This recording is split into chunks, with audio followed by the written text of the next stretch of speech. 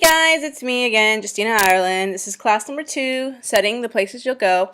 And in this class, we're going to talk about some of the aspects of setting and creating settings that are going to not only resonate with your reader, but are going to make sense for your story. So let's go ahead and get started.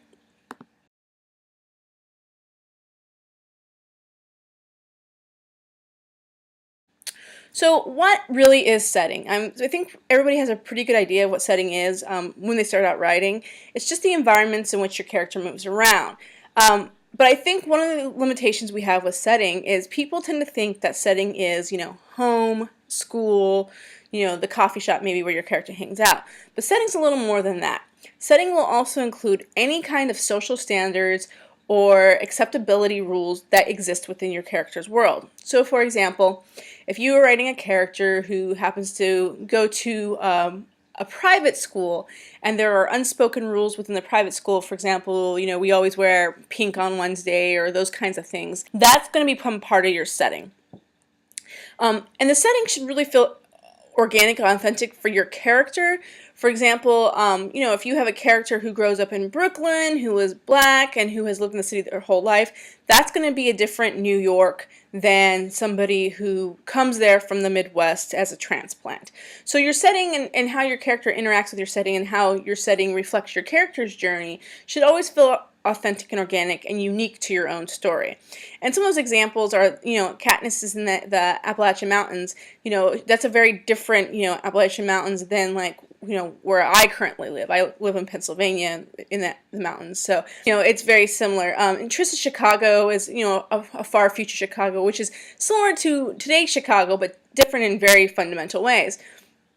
And if you've read Laura Ruby's Bone Gap, which is probably one of the strongest settings, it's a great example of setting as a character, which we're not going to really talk about much in here, but if you are interested in it, you should definitely Google it and look it up. But Finn's Bone Gap in Laura Ruby's book Bone Gap is also a very unique setting. It's a small town in the middle of, Illinois, but it's very, very much like a unique place. It's very much organic to that story. If you were to take that setting and put it in another story, it just wouldn't work. And that's really the basis of your setting. Your setting should feel like it doesn't belong in anywhere else but your own story. Even if you're using a place that everyone knows, like Atlanta or New York or, small town America, what have you.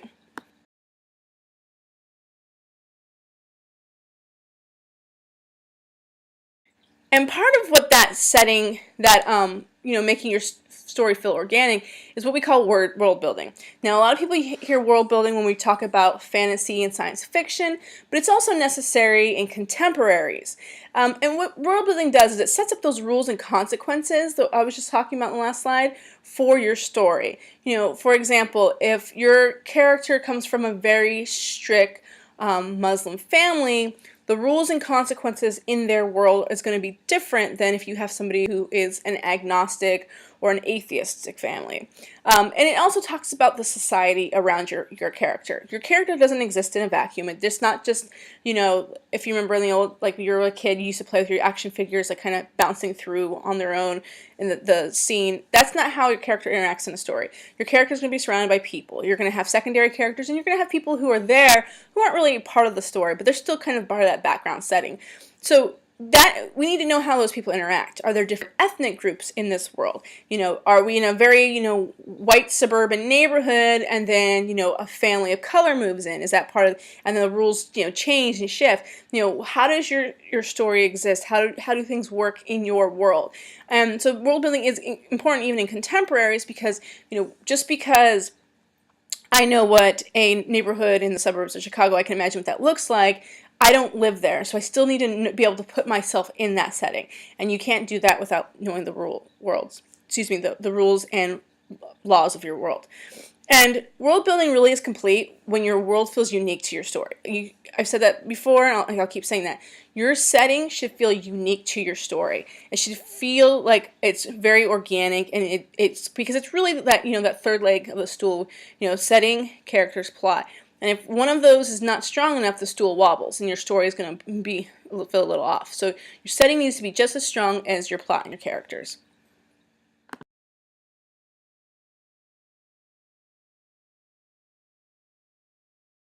So let's talk about building your setting, because I think a lot of people think that I can put on pages of description and then I've built my setting and then my setting is there for the rest of the story. And it's really not how it is. That's where you get those info dumps, which is where, you have, paragraphs of description and then nothing in the plot is moving. What you really want to do is you want to build the setting in a way that feels natural to the story. For example, if your character is going to school, and they're at school for the day, that's when you would talk about the rules and how the society within the school works. If they're at home, that's when you would describe their house. But it should never feel like it's overtaking the story. It should feel natural, and it shouldn't really slow down the pacing of your narrative. One of the easy ways to have your character help you build a setting is by having them interact with the setting. If they're driving down the street, they can look out the window and they can see, how every single house in the neighborhood looks the same. If they're at school, they can look in the cafeteria and they can see how everyone in the cafeteria self-segregates by social group. So these to build your setting without really bogging down your plot. And you really, really, really want to watch the overdescription.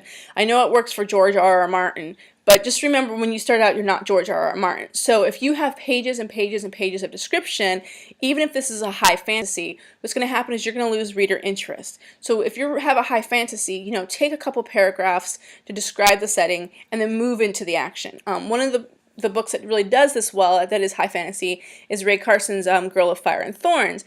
She takes a couple paragraphs, gives us this really rich detail and description, and then she moves right into the action.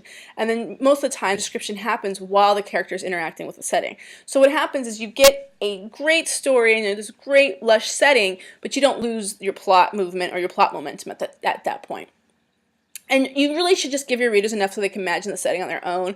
You don't want to spoon feed your setting or your description to your readers, because your readers are going to want to be able to have some room to imagine. So, say that the bathrooms in the palace were tiled in beautiful blue tiles with flowers, but don't get into that description of each flower and each tile and the bathroom was just to the left of the door and that kind of thing. Just let the reader kind of do some of that work on their own, because give your reader some credit. Your reader is there for the story, but they're also there to put their own spin on the story. So it's kind of it should be kind of an interactive experience for them. They should have to work a little bit when they're reading.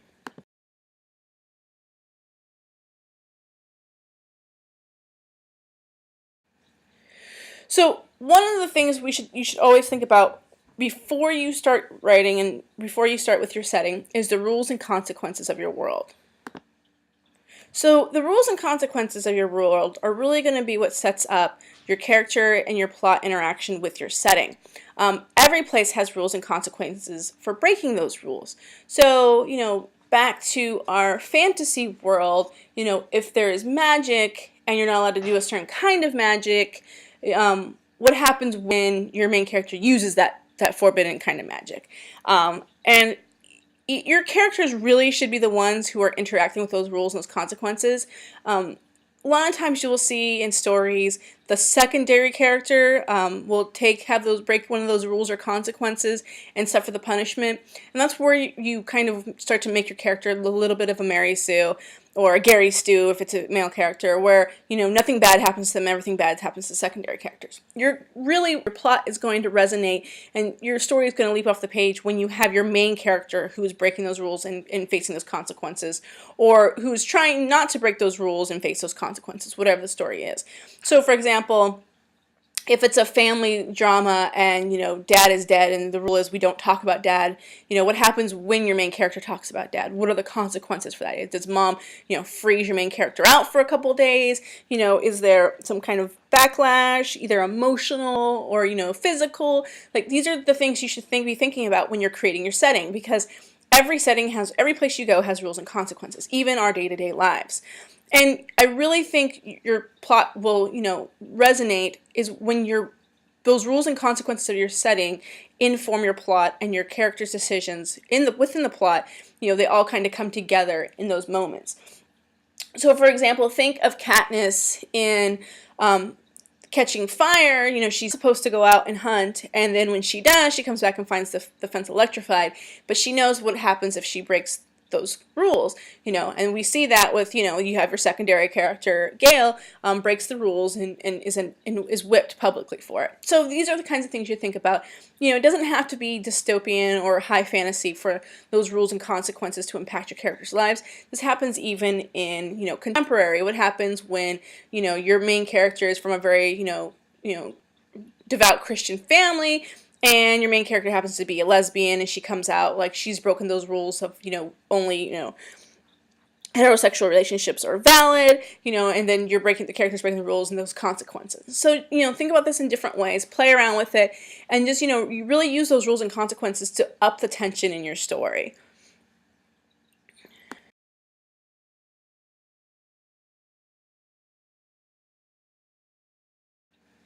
So, back to our intersections. Remember, we have our 3 elements of story. We have characters, plot, and setting, and they all kind of tie together to give us our completed story. So, at the intersection of setting and plot, the locations within your setting should really inform the plot. If your plot is a quest story, like a high fantasy heroic quest story, and they're going through the mountains should inform how that event happens in your plot. It's going to be different than if they're crossing the desert. If they're crossing a desert, they're going to be thirsty, they're going to be tired, they're going to be hot. If they're crossing the mountains, they might be cold, they might be tired, there might be bandits. So just think about how your setting would inform those different plot points within your story. And events within the plot should be driven by the settings and vice versa. That's kind of back to what I was just saying. If you're going on a quest story, then you will have lots of settings. If it's a castle intrigue story, then you would have different settings within the castle. So just think about how those 2 elements work together.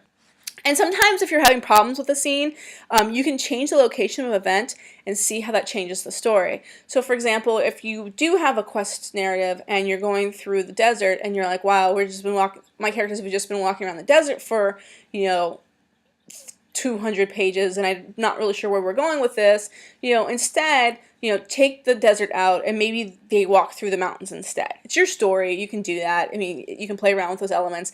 And maybe now that you have some high drama, maybe now you have different interaction, you have people and you have mountains and then you have somebody falling off of a cliff. So just think about how those different settings and those story elements can be flipped around and changed around to make your plot a little stronger.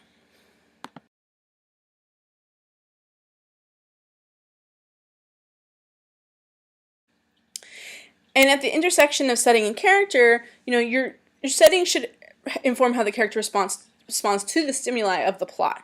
So an example there is if you have a fight scene between a mother and a daughter, and it takes place in a kitchen, try taking that fight scene to somewhere else, like the mall or a car. Because, fighting in a public place is very different than fighting at home, when you have that privacy.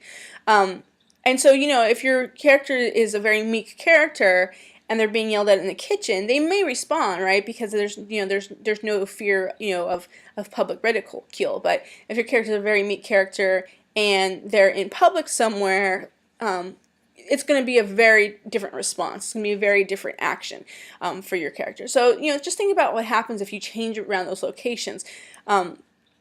And characters should be a product of their setting. We talk about backstory, and there's sometimes people are like, you're told a lot, don't put in too much backstory. But even though the backstory isn't on the page, it should exist for that character. That character should have a history before we come to them in the story.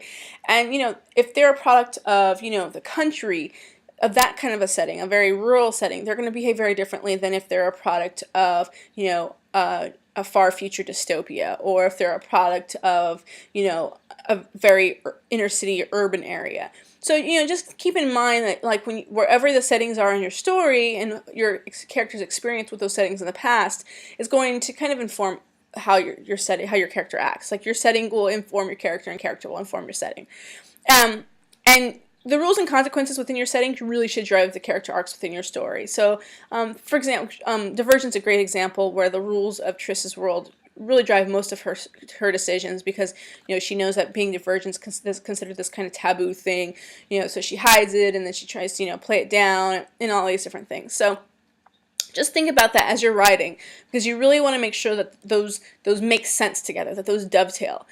For example, your rules and consequences are that if you use magic, then you are burned at the stake, and your character uses magic, and everyone's like, "Oh, it's so exciting that you used magic." Those don't really go together. So just make sure that that your rules and consequences are uniform across the plot.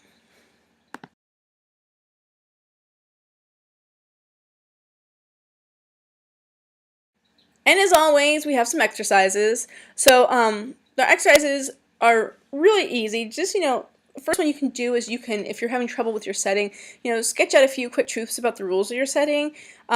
So for example, nobody talks about dad being dead. Everybody is happy. We all pretend to be, someone we're not. Now take one of those rules and flip it around. Instead of everyone except we never talk about dad being dead. Now we always talk about dad being dead, and how does that change your character in the story? And it can be a major rule, it can be little rules. For example, you can say everyone in town, hates your character. Okay, now what if everyone in town loves your character? Like, how does that change your character in your plot? It's just something that you do just to think a little deeper about your story and to think about the why of your story and the how. And one of the things I always like to do if something's not working is I take an event from the beginning of my book and switch it with a setting from a location somewhere else, and I see how that changes the event. So for example, if you have a funeral in the beginning of your story, and then the funeral has a bunch of conversations that take place at the grandmother's house, and then you switch that event with a school classroom, and the actions of your characters and the events of your story don't really change that much, your setting's not strong enough. You see this a lot sometimes with fantasies, where the characters move from one castle to the next, and it's all kind of very vague. Like, we're not really sure what's different about castle A compared to castle B. Each your setting should feel like very much like very different places. So for example, back to Laura Ruby's Bone Gap, there are scenes within the town proper, like by the diner, and there are scenes at Finn's house, and the way the carrying character acts in those different environments is very different, because that's how people are. People don't act the same way in public as they necessarily would at home. So just think about that as you're writing your stories. And that's all I have. This was a really short class. I hope you guys got something out of it. And as always, leave your comments below. Hey, you guys have a great day.